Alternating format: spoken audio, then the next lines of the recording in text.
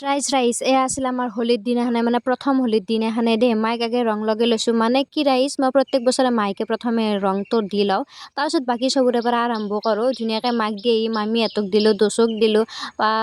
rice দচে কিনি এটা ফূৰ্তি পাইছে তাৰপিছত আইতাকো দিলোঁ আৰু মই বাচ্ছা পাৰ্টিৰ লগত খেলা খেলবাক লাগি আহি গ'লোঁ বাৰু ৰাইচ দেখাম কিন্তু এনতে একদম পূৰা ধুনীয়াকৈ আগুৰত ৰেডি আৰু চব আগুৰিয়ে আছে আৰু মই এতিয়া লগৰকেইটাক দেখাই দিছোঁ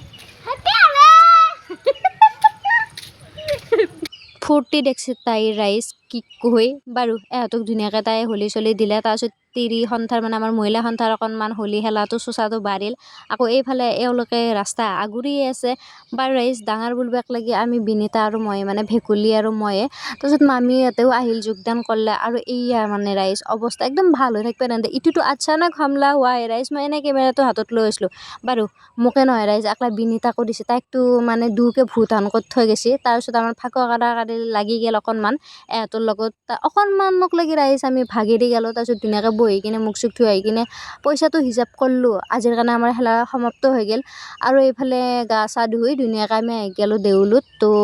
ধুনীয়াকৈ চবেই সেৱা কৰি আছে আমিও সেৱা চেৱা কৰি কিনে গ'লোঁ ভাত খাবাক লাগি ভাত নহয় ৰাইজ খিচাৰি খাবাক লাগি ধুনীয়াকৈ আমি খিচাৰিটো খালোঁ আৰু এই খিচাৰিটো কিনে এটা আল্টিমেট সোৱাদ হৈছিল মানে ৰাইজ কি ক'ম আৰু বাৰু ৰাইজ আজিৰ কাৰণে ইমানে নেক্সট এটা ব্লগত হোলীৰ ব্লগতে আহি আছোঁ